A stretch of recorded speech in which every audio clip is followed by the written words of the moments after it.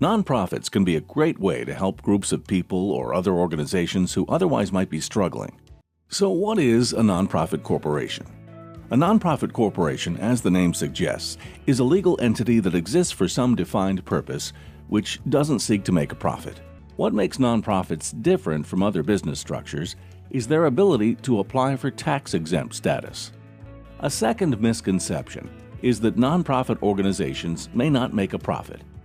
When you think of nonprofits, you probably picture something like this. But what if some of the biggest nonprofits are using the illusion of helping people to get rich? Televangelist Jesse Duplantis is hoping to take the word of Jesus to new heights with help from a $54 million private jet. The NRA's former leaders, including the longtime leader Wayne LaPierre, were accused of using millions of NRA donor funds as a personal piggy bank. It was said to me at the time from a Treasury official, what you're doing here is money laundering. And guess what? All of this is legal. Well, sorta. Nonprofit fraud is becoming a perfect get-rich scheme that's stealing billions from causes people actually care about. And when helping people becomes a business, guess who really gets helped? If I wanted to, and I had no morals whatsoever, I would actually know how to start up a network of charities and completely without breaking the law, enrich myself personally.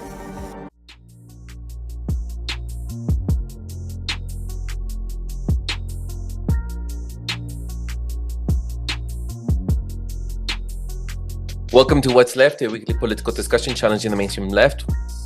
I'm Eduardo Barca with co-host, teacher and socialist Andy Lipson, and socialist Kenny Cepeda. We're online at whatsappodcast.com. You can find that link to our site in the episode notes. You can also find my personal social media handle as Eduardo Barca. So please subscribe, rate, review, turn on your notifications, and share your favorite episode wherever you found this episode. We have merch as well if you fancy a shirt.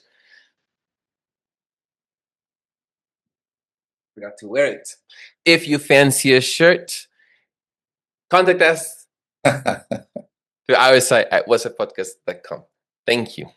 Andy, I'll hand it over to you. What are we discussing today? Well, Michael's the one who introduced this topic.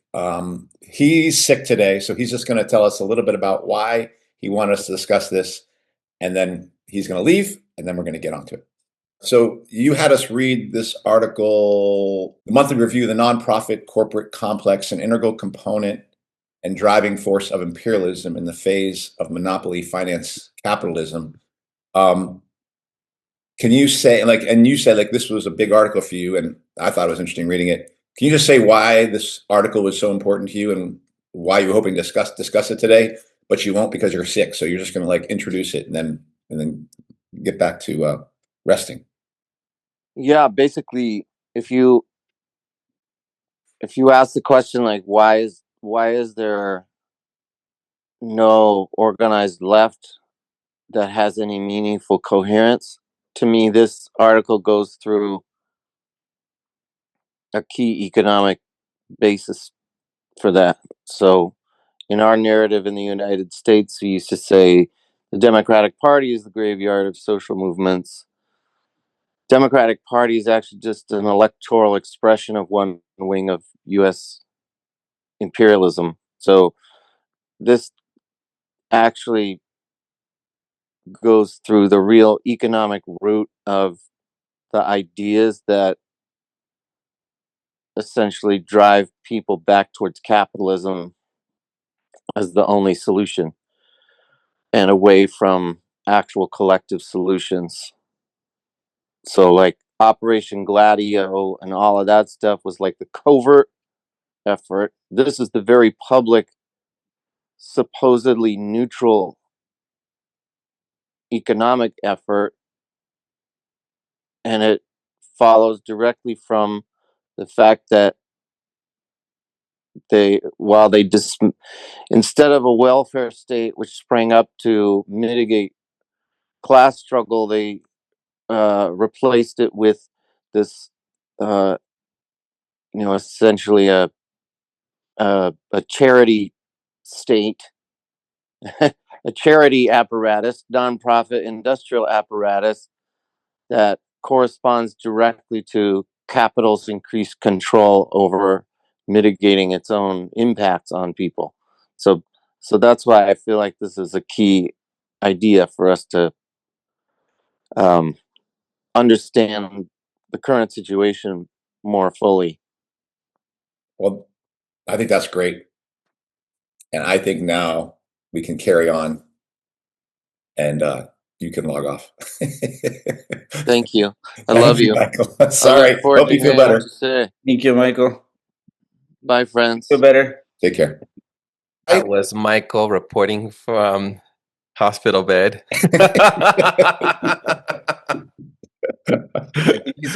He was isolated in a room. Yeah, that's right.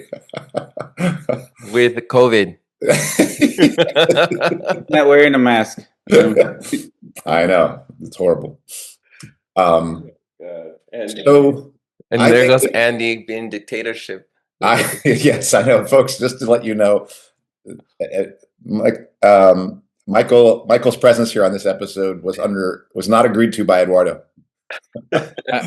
I'm confused as to what the difference is between peer pressure and a dictatorship. There's not much. There's not much. Oh my God, Jesus. So I would say, why don't we start with the art? My proposal is to start with the article and like something big that you took from the article that Michael had us read, and maybe I'll read one part of this. Okay, yeah. So the thing I'll say is, one, this article came out in 2015, so it's not exactly a recent article, but it does speak to a definite development that's been taking place over 40 or 50 years, really, since 1970s when the first NGOs were started.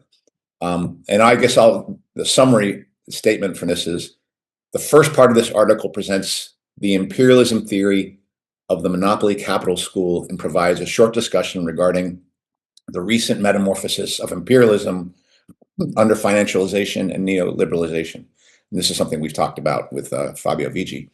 The second part offers a theoretical and empirical analysis of the development of the nonprofit corporate complex as an integral component and driving force of contemporary neoliberal imperialism.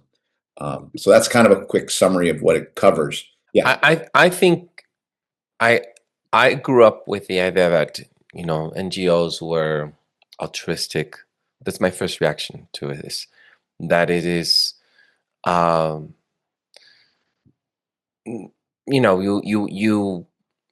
trust in their intentions, missions, visions, and you pour money into them. I know I have.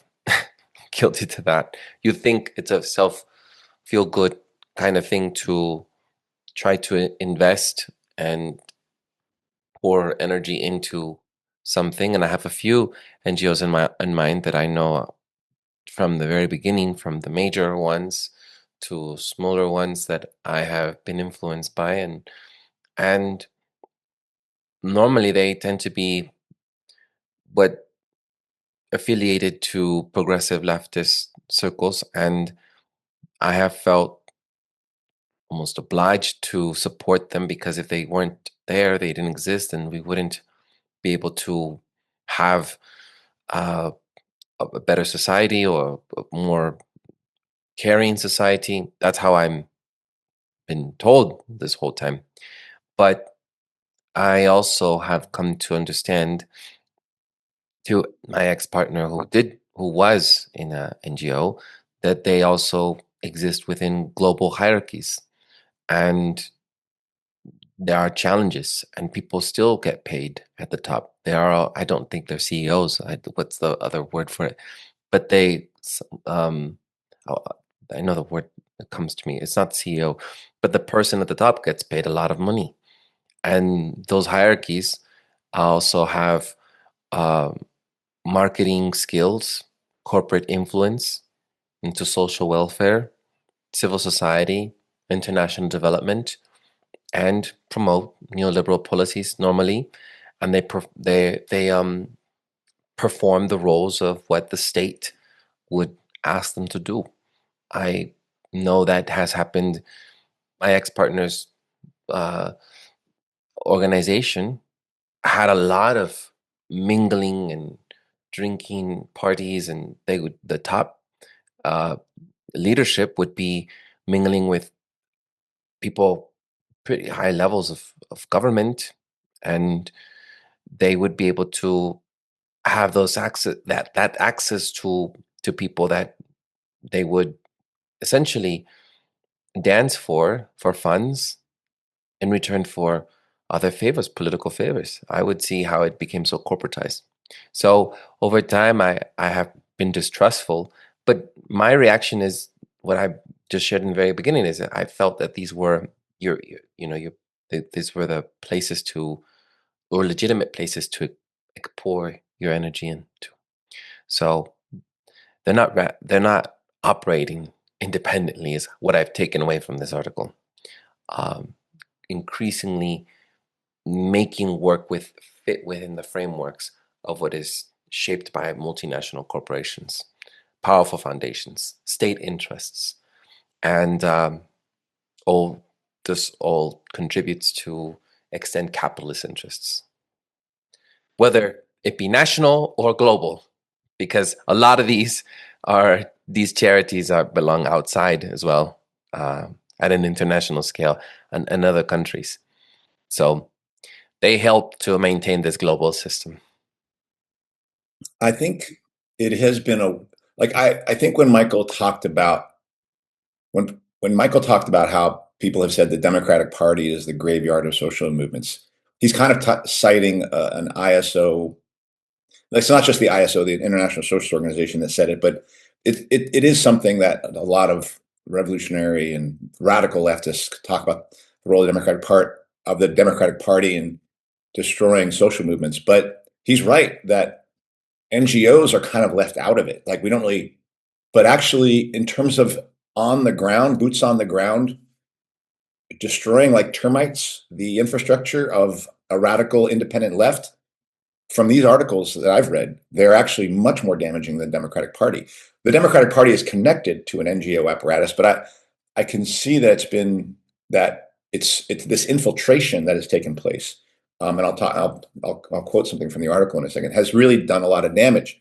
And I think the term nonprofit has really been used as a way of almost, for us radicals, as almost thinking like it's socialism embedded within capitalism, as if this nonprofit feature of it, in the same way that socialists think that state-run apparatuses are socialist, those of us who have not made as rigorous a critique of the connection between NGOs, the so-called nonprofit industry, to the profit industry, are really falling for that same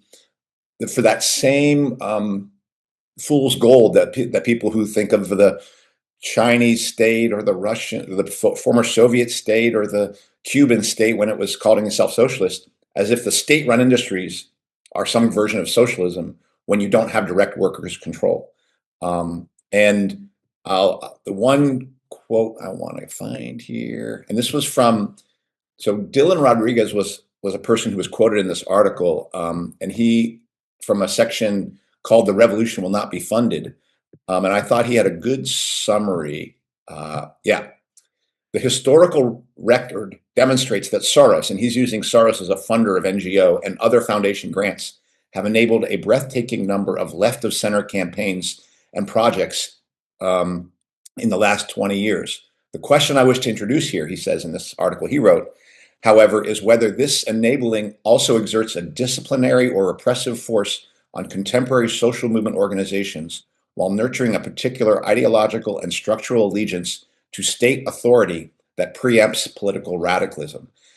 And I think that's entirely true. I actually think, and when I think about one of the biggest questions I had over the response of socialists to COVID was, wait, why are you guys all of a sudden backing the state? And what Dylan Rodriguez is getting at is like, this seduction has been insidious, and it hasn't just been through electoralism, and it hasn't just been, being ginned up in June and then it occurs in November. It's been an ever invading process of an architecture of NGOs who are basically pretending to spread socialism under capitalism, and they're definitely not. They're spreading something else. And the other thing I want to cite, and this is directly from the article, he says, since the NGO boom in the 1980s, the NGO sector has become an integral component of neoliberal globalization. He said in OECD countries, which are the more developed countries, the number of development NGOs rose from 1,600 to 2,500 from 1980 to 1990. That's in 10 years. A similar trend has been observed in Canada, where the number of development NGOs climbed from 107 in 1980 to 240 in 1990, and to more than 500 in 2005. The Global South was not exempt from this trend. Bolivia registered a rise from 100 NGOs in 1980 to 530 NGOs in 1994. The NGO boom in Tanzania recorded a growth from 41 NGOs in 1990 to 10,000 NGOs operating in the country by 2000. Similarly, Kenya witnessed a rise from 511 in 1996 to 2,511 in 2003. By 2007, there were more than 600 million. And one writer, Barry Shaw J., argues that NGOs have become an integral part of the development industry as well as that of neoliberal politics. One study showed that by 2002, the NGO sector across 37 countries had an estimated operating expenditure of 1.6 trillion. Other estimates are higher, with some studies showing an overall increase in the flow of funding through NGOs from 200 billion in 1970 to 2.6 trillion in 1997. So this is a political and economic infrastructure that is, one, both providing and replacing the so-called welfare state, but what it's also doing is it's gobbling up all the do-gooders, all the social justice activists, all the people who want to help and want to play another role, and saying, here is the place for you. So it literally, to me, it is the left being invited to go to work for capitalism, and take all that desire for change and to put it into a feature which is going to do the opposite of change, which is really just not just reforming capitalism, but expanding capitalism like an external empire that grows, because we know that U.S. aid and the National Endowment for Democracy and groups like that have operated in places like Ukraine to topple governments, but it also operates internally as a feature of both social control and really surveillance, and surveillance not just by data collection, but surveilling the most people who are desiring political change, and having those people operating directly under the thumb or under the direction of capitalist control NGO system. So it really is, I think, a much more important feature of why the left is as weak as it is. And we've been around, like Eduardo, we've been doing What's Left for a long time. I don't think we've ever talked about NGOs, but after reading a lot of these things, I do see that they are a big feature in why the left looks the way it does, not just within the United States, but across the globe. I just want to say that I'm annoyed by this article a little bit. Because for starters, the long ass fucking title, I'm sorry, like that in itself reminds me of the shit that I reject from the non-profit, industrial complex. Even that terminology gives me the heebie-jeebies or whatever. When I hear the military industrial complex, the non-profit industrial complex, it already tells me liberalism. It already tells me educated class. It already tells me, I gotta be weird of this shit. And I'm sorry, I just had to throw that out. Go for it. Like the same with like all the references to people saying this person said that. I went to academia. I went to UC Berkeley. I was studying political economy and of industrial society. So I was reading a lot of shit like this. That is very kind of dense. I think it gets to a point, but it is kind of dense, and this is not the things that is going to reach the people that have to make change. Let me just start with that. Another critique I have of this article is that it focuses on international. NGO is an international term. Non-profit is a domestic term that is used. It's almost like a separation, but it's the same mechanism, right? Like it's a really a corporate structure that is applied to the social services, right? These non-profits operate like businesses. It's just that they have to not have profits at the end of the year, but they do have the hierarchy.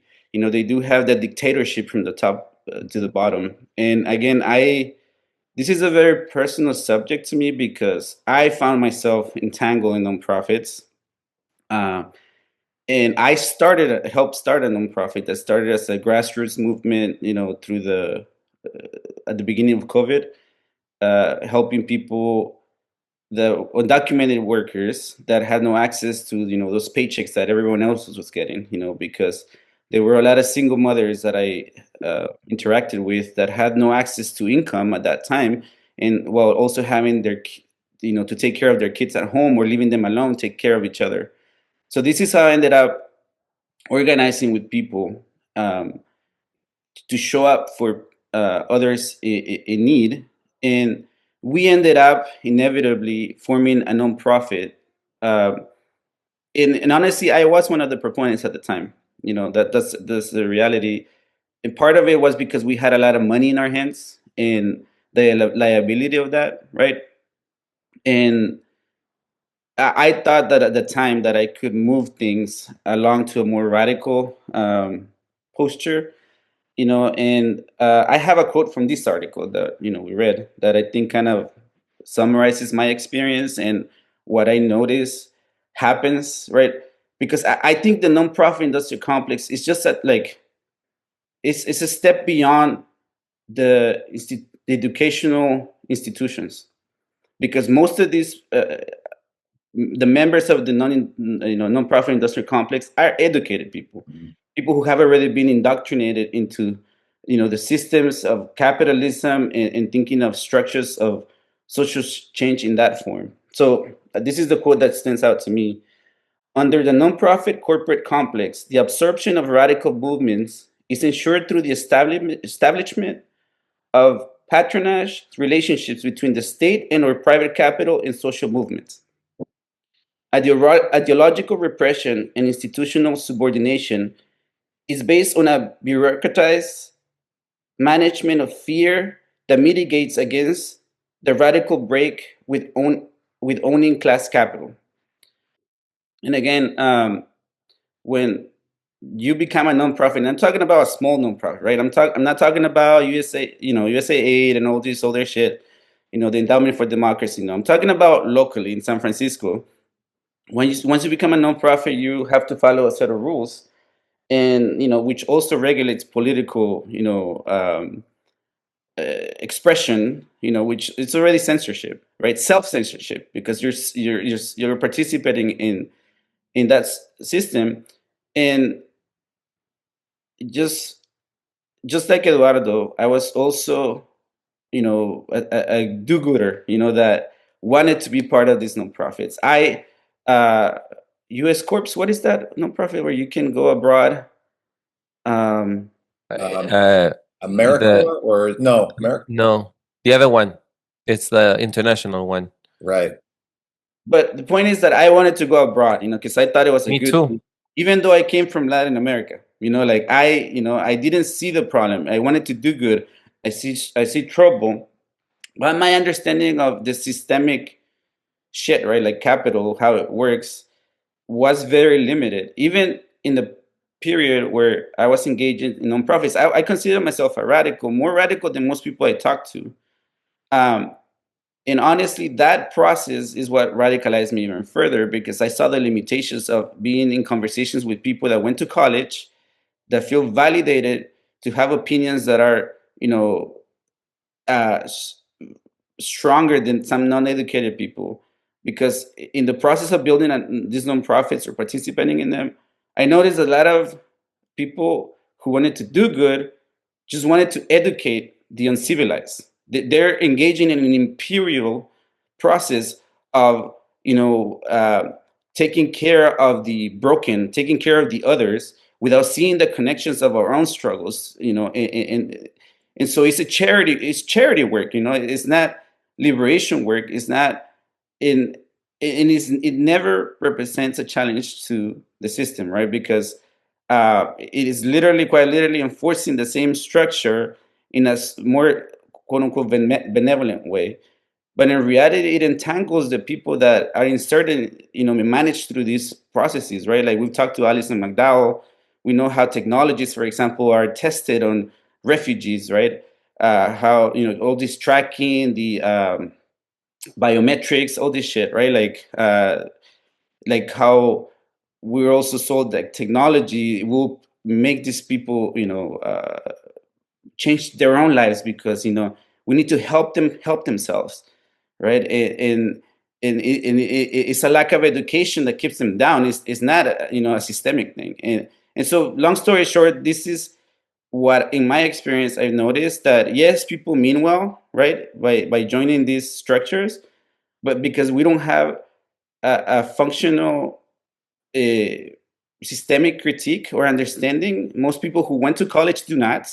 And I'm sorry, like, because I at one point I used to call them educated idiots, right? And it's arrogant of me, but the truth is that there is no functional systemic analysis of capitalism. They do throw, and I was that person too. I'm still learning, but the truth is that and it's hard to question people who went to college, right? Like if you don't have a degree yourself, right? To propose some challenges, because the best, for example, the best conversations that we had were whether we would take money from organizations that associated with Trump. That was the most critique that we were able to amass in our conversations as we organized.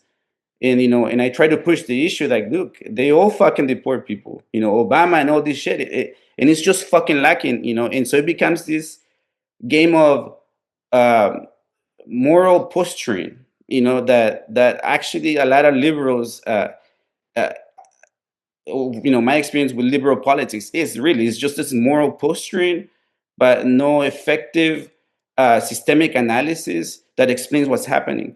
It's just like the others are bad moral people, we are good moral people, and that's it. That's as far as it goes. Listening to your criticism of the way this article is written, I agree. Like that, I do appreciate it bringing up the problem, but I ended up ultimately going to other articles to find things that were written in a more clear way about what the problem was. And in fact, that's why I was bringing up that Dylan Rodriguez was somebody they had quoted who what I felt like was more. So I'll just say that I agree with that critique. And this is also from Dylan Rodriguez. He goes, as I understand it, the NPIC, the nonprofit industrial complex, which is what he was writing about more, is the set of symbiotic relationships that link together political and financial technologies of state and owning class proctorship and surveillance over public political intercourse, including and especially emergent progressive and left social movements since around the mid 1970s. He cites Abu Jamal's Cavern of Fear, which is something he had said earlier, illuminates the repressive and popular, broadly racist common sense that both haunts and constitutes the political imagination of many contemporary progressive, radical, and even self-professed revolutionary social change activists. So it's like it is literally shunting people who would otherwise try to make greater change and putting them within a structure that limits their visions, limits their even what they can do because of the financial constraints and the political constraints that are on these organizations. And I'll go even as far as saying in the ISO, when it developed 501c3 status, like we never even talked about what the possible financial implications of that would have been. We were thinking, oh, it's liberating our organization, so it's free to do more. But absolutely, it's literally like in Gulliver's Travels, when you have all these strands holding Gulliver down from the little tiny Lilliputian people. It's literally taking an organization and straitjacketing it in the financial web of capitalism. And it's it is amazing that our organization was able to see, well, it didn't even see that because it ended up dovetailing, but it would talk so much about Democratic Party, but literally was unable to see the possible repercussions of something like taking on a non-profit status as a revolutionary organization. And I can put that on the leadership at one level, but we had a whole cadre of revolutionaries underneath them who heard this case made, and we never even blinked. Like, we didn't even question it. And that's shocking to me at one level. Like, and I'm part of that, right? I didn't go like, oh, wait a second, isn't this gonna da-da-da-da-da? Like, no, I mean, I was just like, okay, I guess instead of having our dues base be the basis for how our organization runs, we'll supplement that with patrons who are going to help us out without thinking, wait a second, that means somebody outside organization, the minute they even start to match the funds that are given by the membership, that means they become the set of values that run it increasingly. So it's striking to me, like, I can see this now. I sometimes wonder what kind of revolutionary I was even at the time to not be able to see that then. Like, I don't really kind of get it. But it is something that I'm like, this thing does feel like actual veins of control. Like, the NGO nonprofit complex does really feel and sound like a whole cohort of relationships, infrastructure, and people that actually physically control the possibility of an independent, the thing we talk about, an independent, bottom-up organizations from developing. They feel like they sap it of its material, both of the material of people and the ideological, and bind it ideologically in everything must be done through the market. And it really, I'm struck by how it's taken me this long to even see how damaging that infrastructure is. May I add to that? Not okay. Not only is like the connections, right? Like to the capitalist system, right? Obvious here, but the other thing is that we are sold this facade of benevolence, right? And that something good is happening, right? And that the people who manage, the gatekeepers of the crumbs that are distributed to the bottom, are doing great. But in reality, it's like, in my experience, in a lot of nonprofits, the people who are supposedly being helped, they're just data points to get more money. There is no real, by and large, and again, it varies, right? I'm using a broad brushstroke here, but I saw, for example, in the tenderloin in San Francisco with a lot of drug use, there's organizations, there are plenty of them. Some of them operate like a police state. Others, they just use people to enter them into a system again, but they're not really provided with solutions that are long-term, and while the corporate aspect of the nonprofit, they're living their lives fine, and just making sure that the minions at the bottom are entering the data that they have to, so this reminds me of my job, and so the point that I'm making is that not only is it the same structure operating under a different, clothing, but it is as damaging and even more, to a lot of the people that are put through these systems. In so what I'm trying to do is like, no, like, we have to examine this beyond obviously like the right wing critique, right? The people have to fucking pull themselves by their own bootstraps bullshit, but that in fact a lot of these organizations are putting people in harm's way, while saying they're helping them. I mean, I think I was trying to list out right now as I was hearing you both, because Kenny is right. This is mostly international NGOs that are being criticized. But in general, I was thinking about public media nonprofit heavily funded by corporate donors and foundations like KQED.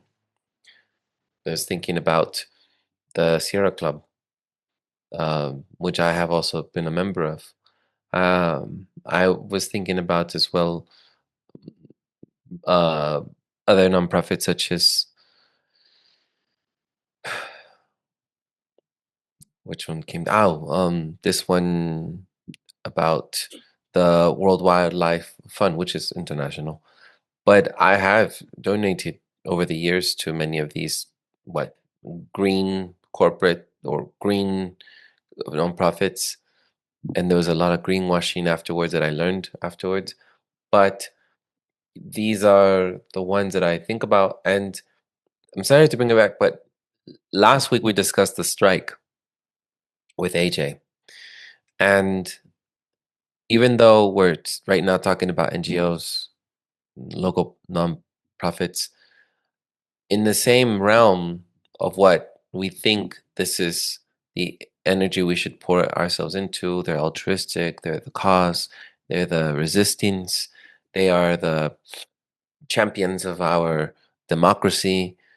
I think unions have been placed under that level, that pedestal as well. And I made a strong critique of the UESF leadership and their strike. I didn't express my anger at the time because I thought we should give the voice to AJ at the time, who was our guest. But I have friends in leadership at UESF. I don't know, quote unquote friends. They might not think we're friends anymore, but they are involved, heavily involved in politics, as even I see campaign videos being criticizing the Democrats and the Republicans, which is hypocritical from namely public figure not speaking about his personal life, his public life, Frank Lada's life, which is his campaign associated to the CTA, California Teachers Association, which is always affiliated and aligned with the Democratic Party. And I see that as channeling what would be grassroots energy into bureaucratic, non-radical reforms. And these institutions are what weaken, I have learned over this time at What's Left, weaken real strong resistance, because you suddenly feel as if there is a solution. You become complacent. And I have found myself in that way. And so depending on the state, there could be different sort of corporate funding or establishment, Democrat or Republican establishment funding. But it all comes to the same thing. It's to funnel us. I use that because it gives me the imagery, to funnel us into the electoral process, election year, into the two-party system, back to a capitalist state, into the system, and comparing to genuine autonomous grassroots organizing that I have seen in the USA as well. Maybe they're not Zapatistas, but they are definitely organizing and creating solidarity networks through mutual aid, through neighborhoods, people who know each other. And then suddenly there comes someone that is in power, like Poder in San Francisco, and says, hey, we can help you organize better. The coalitions that I know that I'm not going to name right now because I'm trying to, there's so many that are part of SFUSD trying to help families that I know that came to us and were like, hey, let's us connect. I've had to write messages last week because I was involved in trying to get people, I organized in groups and trying to get people, different services connected to the resources that they needed because they found themselves without childcare. They found themselves at loss within the strike.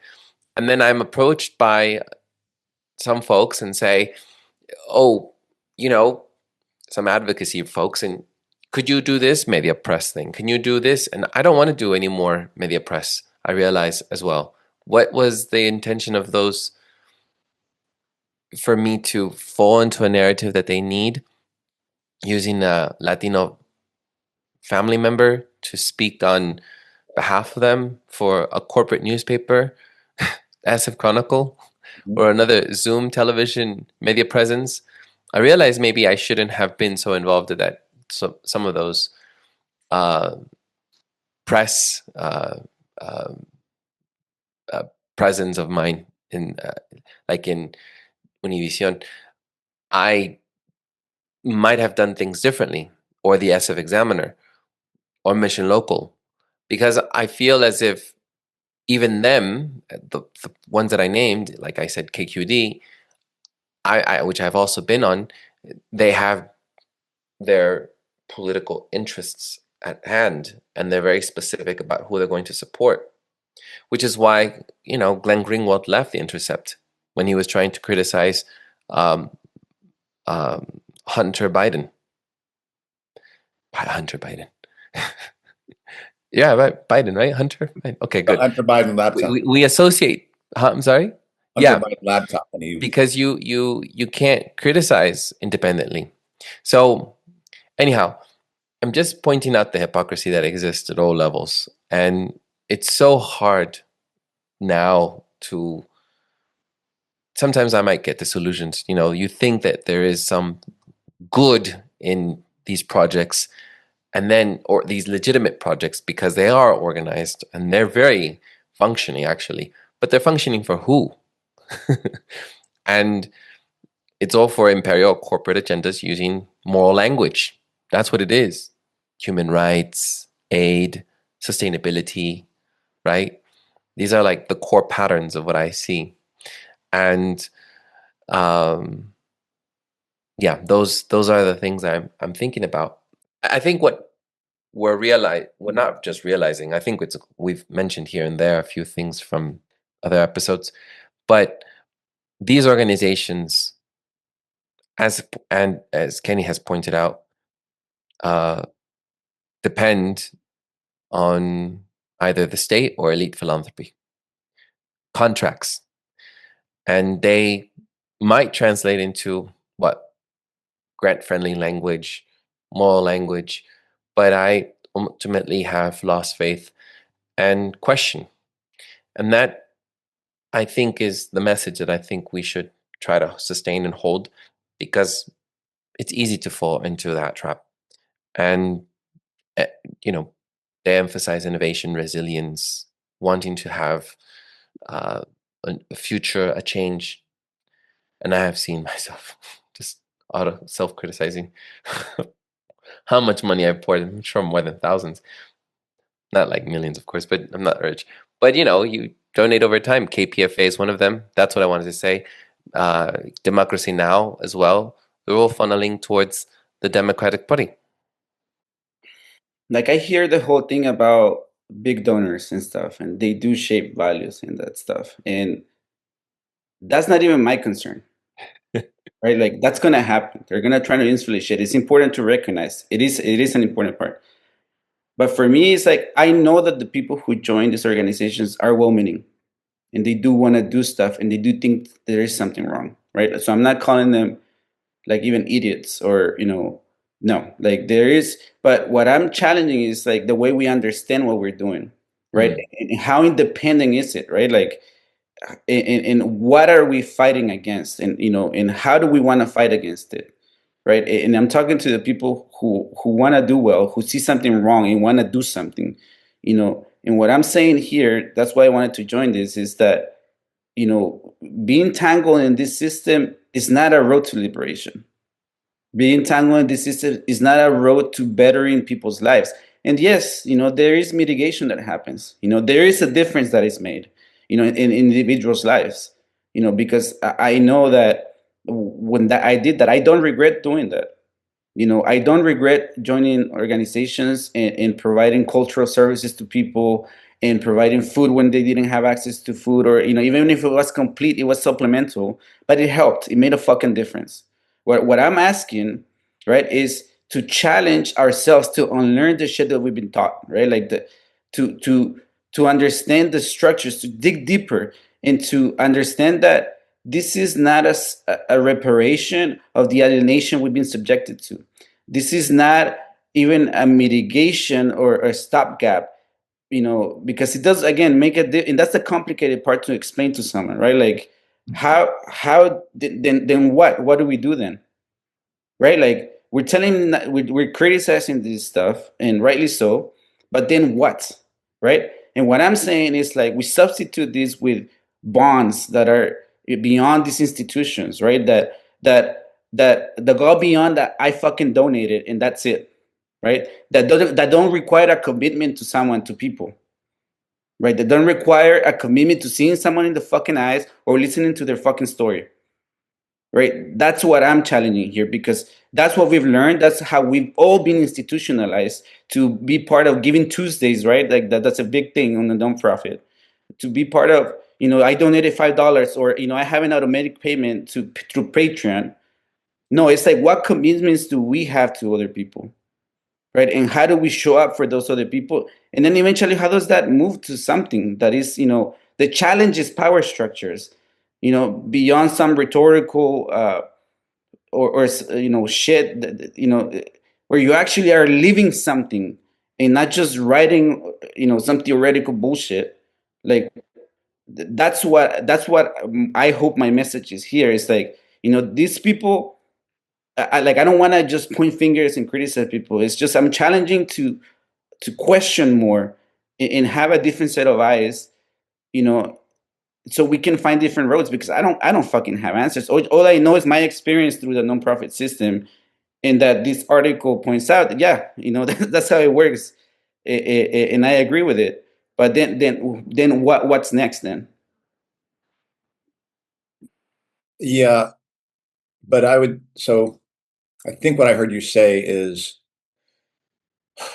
that at the very least, that experience with from a human to human experience, there's something valuable in that. And I've spoken that is different than, say, making a contribution to whether it's World Wildlife Fund, which is a big one, or even a one that's more local where all the people involved.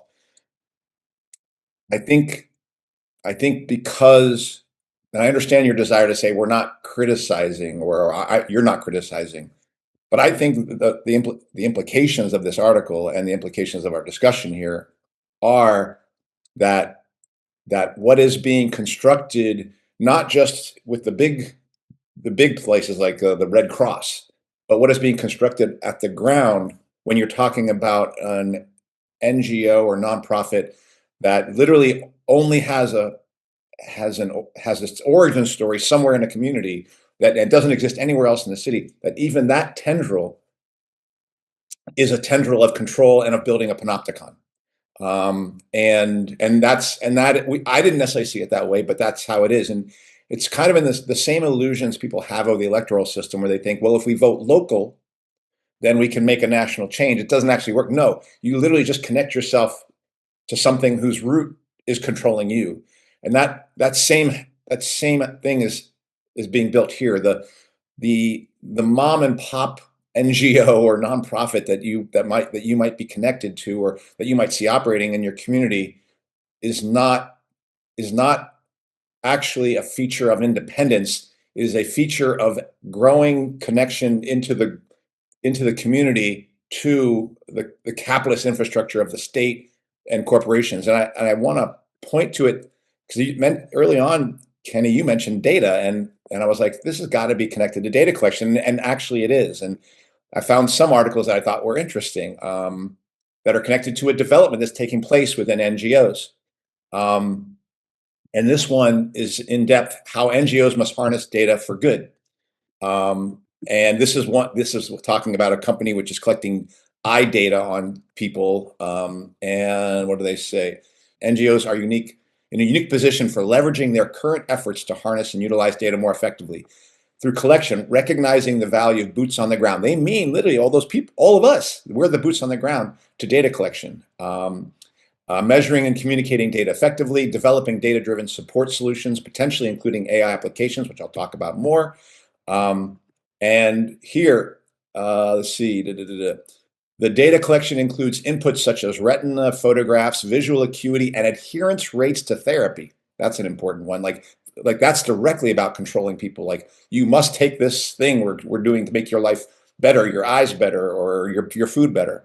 For others, it may be obtaining economic and environmental data points from underserved communities. In each case, acquisition of data sets on an approach of data sets on an approach perfectly suited to NGOs, being physically present in communities and being actively involved with groups and people served.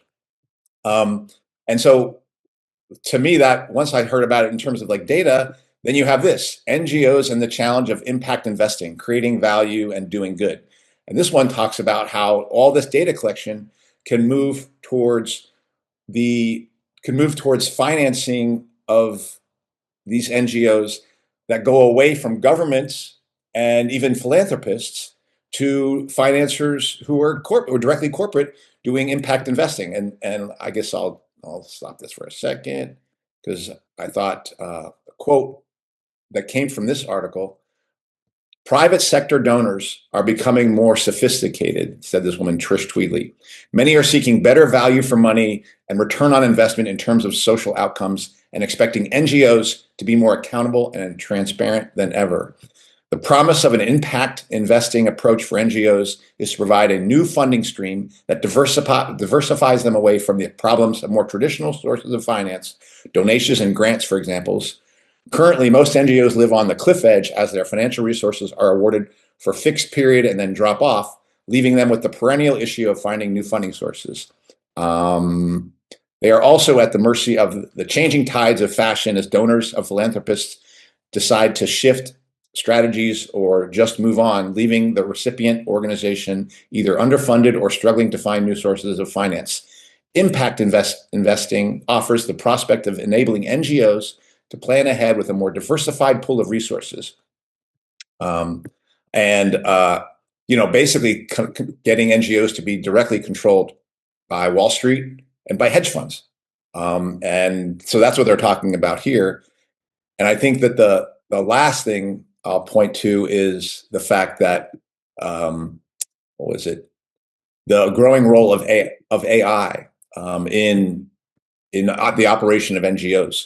There's an article here, 12 NGOs using AI systems in real world operations. So again, using data analytics to collect information on people and develop AI, but then the use of AI to then monitor, outputs and throughputs in the system.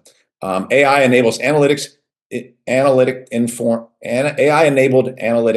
prioritization across logistics, response planning, and resource allocation, helping teams make decisions under pressure with incomplete and rapidly changing information. Machine learning also plays a critical role in integrating fragmented data, combining satellite imagery, administrative records, field data, and third-party sources into usable operational insight. And the NGOs they're talking about, the World Food Program, United Nations High Commission for Refugees, UNICEF, Red Cross, International Organization for Migration, which I've seen some of their data. I mean, I have seen data, and we've actually used it on this. Like, I have used it to talk about immigration. So I guess it should be more and more clear that this NGO apparatus was never our infrastructure, and it's always been their infrastructure, and a penetrating infrastructure that, in the same way that we thought the internet was going to lead to a freedom of expression, is actually leading to a control of expression. Folks that thought these NGOs and nonprofits could lead to at least a mitigation of poverty, a mitigation of poor health outcomes. It's actually going to lead to an expansion of it, expansion of poverty, an expansion of poor health outcomes, because it is literally an infrastructure being used for not just constructing the fourth industrial revolution world that we've been talking about, but for supplying capital with the actual data oil that it needs in order for it to build its AI infrastructure and its AI control apparatus. So, once again, we got fooled. And I want to add that it's obviously a structure of management of the destruction that this system provokes, right? Because That's where all the refugees get funneled through NGOs, right? People in poverty and or struggling to, I guess, move up in the system. That's where it's for, to poverty management. And I bring that up because, again, we're talking about the crisis, that this system is facing, right? And the increasing numbers of people that will be added to those piles of the discarded of the system. So it will be more relevant to have these systems in place, and what better place than people who are doing well, right? Or systems that are doing well, or are sold as being benevolent. Right. And I want to do there was one other article I found, which might seem kind of a strange one, but I just want to talk about how pernicious this language of control is in this. And it was in this article, Impact of Artificial Intelligence Assessment of Diabetic Retinopathy on Referral Service Uptake in a Low Resource Setting. And basically what they're saying, the conclusion, is immediate feedback on referral status based on AI-supported screening was associated with statistically significantly higher referral adherence compared with delayed communications of results from human graders. These results provide evidence of an important benefit of AI screening in promoting adherence to prescribed treatment for diabetic eye care in sub-Saharan Africa. And translation, AI is going to be used to control people's behavior better than non-AI intervention. And that's what this is. They can talk about it in terms of, we want to not have you eat sugar, or we want you to have better eye care. But all it is adherence to control, adherence to, these are the measures we want you to do.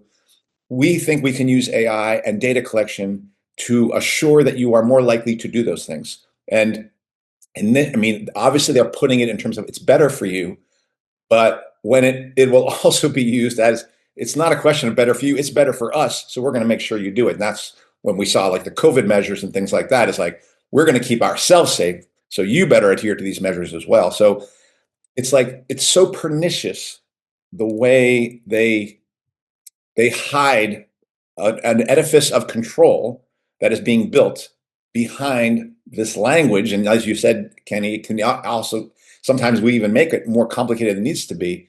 But that's what that stuff is it's just them finding ways of making sure people adhere to the measures that they believe people need to do.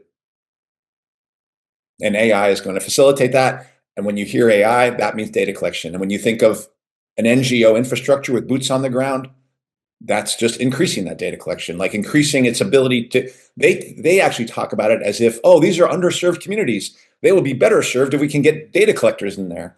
And it's like, you're not serving the community. The community is being served up to the capitalist. Again, for me, that's the role that the educated class is playing, right? The managerial class that are inserted into this system. And that's where, like, I'm challenging, and that there are other ways to engage to collectively, right? Like, than having to go through that. And for me, again, I just emphasize education, institutionalized education, because those are the soldiers that are coming into this system to maintain and expand this system of social control. So, and I guess what I would also add is that this is more insidious in that, like, just like the electoral process, right? Just like the union process, like membership. This is another method of surrendering into, right? It's not defiance. There's nothing radical about this. It's all more, like you said, getting connected into a web of control. And so I call bullshit anyone who tells me, non-profits are radical or they can be radical. They have radicals in them. The people can be very radical, but it's an infrastructure of controlling us.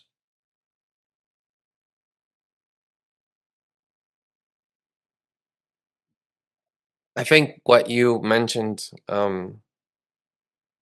Kenny, you said that was it something along the lines of like we shouldn't use that word, but dismiss the people who genuinely are trying to make a change and who find themselves in those structures.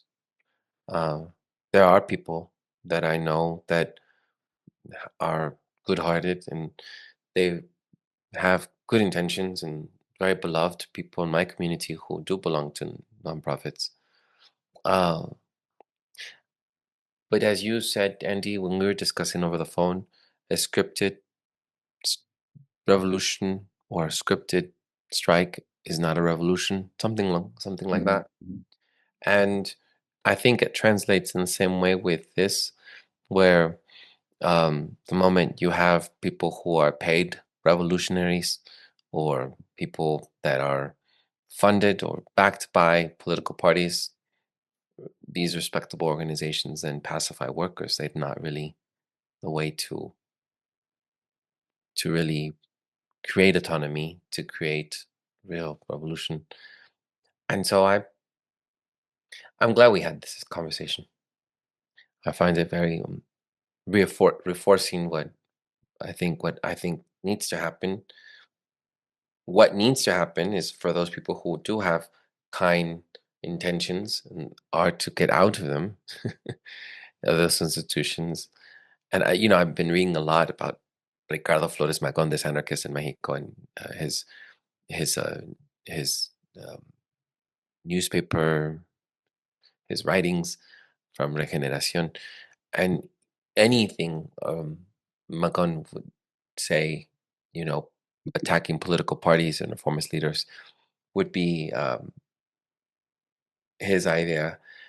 And I'm constantly looking at what I can do. And I think where the work would be done would be within our communities. I have mentioned in the past of voting local. When you mentioned it, Andy, I was thinking, I kind of smiled. It's like, I wouldn't vote national, but well, maybe we'll see if I vote for local. Now I'm convinced my work is local, best to stay there and not voting local. Yeah. But, it's hard not to get caught. And so representation is a theft of autonomy. And I guess the one thing that I'll add to that, because you mentioned, well, people should get out of them. Here's the trap, right? This is also from that article that Michael sent. This was talking about NGOs and NGOs in Haiti. But it's going to be true everywhere. So he asks, what are the results of NGOs' presence in Haiti? Nearly 80% of Haiti's basic services, healthcare, education, sanitation, are provided by NGOs. In 2005, over 74% of all help wanted ads were for jobs working for NGOs or other international organizations. So that they're also creating an infrastructure, like in the situation of growing inflation and unemployment, NGOs are going to be places for jobs. But the fact still remains that it is not going to be our having jobs as teachers or jobs as janitors or jobs within NGO that is going to make this world better. It will be the act of refusing to do the job it is the act of the strike, but the actual strike where workers control it, that is going to get at the heart of possibly changing that. And that is a refusal to do those things on the terms that the capitalists dictate. And that's what a genuine strike means, is like, we are going to determine when we do our work and how we do our work. And that is the same thing is going to have to happen into this NGO industry. But it's going to be hard because people's economic situation is going to get worse. And NGOs are going to sit into that breach and the funding for them is going to increase, so that the jobs that are on offer are their jobs, so that you can then data collect for them on communities that are increasingly finding themselves under the thumb and poor and poorer. So there's no way around this. It's like, I'll just put it that way. It's so true though that I have so many family members that work for NGOs in Guatemala, actually. they are a big source of employment, and that's another Trojan horse, because that creates a chain, right, of that keeps bringing people into the system. And yeah, it's sad. Yeah, sorry, just it's a very personal thing to me that on an international and like a local, personal experience. And it scares me again, because I can emphasize enough that the people who have the leadership of these institutions, uh, they also, sure, they have benevolent intentions, but again, people are placing a structure of that rewards the most vicious people to climb up. It's still a corporate structure, because I've seen this. I know of people who have organized, as nonprofit workers to get better working conditions, and identity politics was used to hammer them down, to tell them shut the fuck up and just do your data collection. Because they place people that fit all the categories in order to lead some of these institutions, so that you don't question shit. Similar to the shit that they do in schools, and so it's the same game. And yes, there's, like I said, there's benevolent people, but ultimately the vicious people move up the ladder. The ones who are going to hammer people down. Right. And then that benevolent face that we are present, and that's my role as a teacher, is there to hide that it's connected, essentially connected to the apparatus of Jeffrey Epstein and all that. That's what we are there to do. We are there to hide that we are selling you and connecting you to those people. And in schools, things like Life Touch, which are the places that are taking pictures, are connected to billionaires who are connected to Epstein.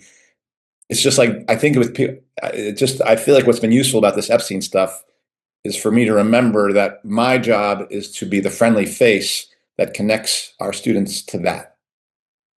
Because people wouldn't, if Jeffrey Epstein came to your door and said, hey, can I take pictures of your kid? No, they're not going to do that. But when my school asks to take pictures of your kid, yeah, it's all good. But we don't control it. They control it. You said these NGOs in Haiti. I was reminded of what happened, the report of Oxfam embroiled in the May 2018 scandal and the 2010 earthquake scandal that were using minors for sex, leading to orgies, basically, funded by donations and government aid. And the charity covered it up. And it was reported. It all came out. It all emerged. All those sexual exploitation. So you and talked about Epstein. It's like, oh my God, everything is connected. And then I was just looking at another recent video footage of police walking into a hazing at the university of a fraternity, and all these guys were without shirts, and who knows what the fuck they were doing. I mean, I'm not saying it was sexual, it's probably very violent. And they are the future leaders and politicians of this planet. People who are getting paid, who are going to these elite institutions, I meant to say, and that are then found in these circles of islands like Epstein. And I'm just seeing how even Save the Children or NGO, Oxfam, they're all tied to these organizations that are tied to philanthropic work by the elite class. And I'm just making those connections. Of course, it's a scandal. Of course, it's awful, the sexual exploitation. But the connections, the banks, the NGOs, even unions at the top. I was re-listening to the conversation that we had, Kenny, you, and John Kleisik. We were having, what was it, on What's Left, was on the presentation on governments using systems of assistance both to control populations. I have the title for you here. With it was Andy called The Scenario Planning for Systems of Control. Yeah. And performing social engineering experiments on populations to alter their wants and desires. I mean, I didn't see how important what he was sharing at that time connected to today. That makes me just, I feel like it's mind expanding, mind blowing, how there are agendas, systems, and techniques, I would say, of using you know these social engineering experiments to be able to control the way that we think and act, whilst using organizations at the very top by elite folk to be able to master the entire world, basically. That's how I'm seeing it. I mean, am I wrong? Am I too off? Or can he help me here? Ground me? Ayuda? Oh, you're right. And I'm gonna add more fuel to your fire. So I'm just like, I was listening to it last night after reading the article, and thinking, all this is tied, you know? And so on the personal level, we could be discussing just NGOs, and I'm glad Kenny brought us back. Well, let's talk about how it's known in the domestic world, which is the nonprofit world, which we both have people. I think you do too, Andy. The three of us have people that we know that are involved in that, in those organizations. And so I'm just connecting the dots here, and I think we focus on the scandals, the exploitation, which has validity in its own right. But there's so much coverage on that. We're not seeing this kind of coverage.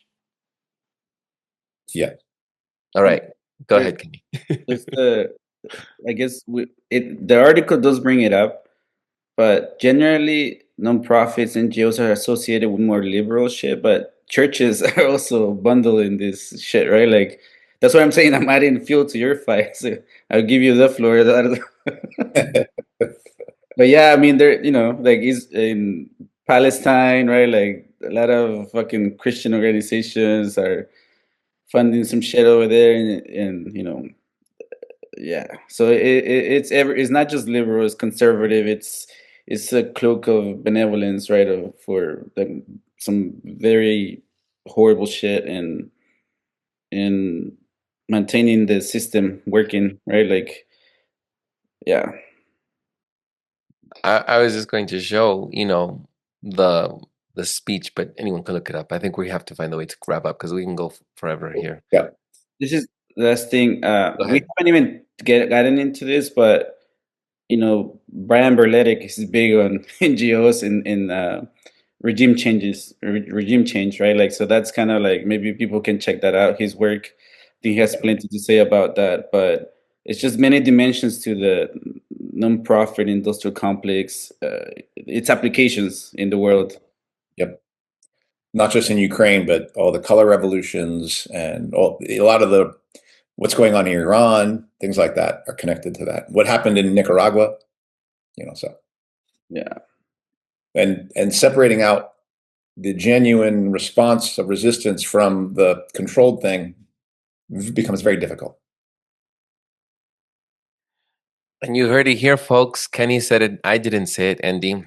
The Catholics. He didn't say the Catholics outright. It's the Catholics that are involved in this as well, Andy Lipson, with your little connections to the Catholics. But he was moved by God or whatever happened at that prison. That's correct. We'll have that conversation later.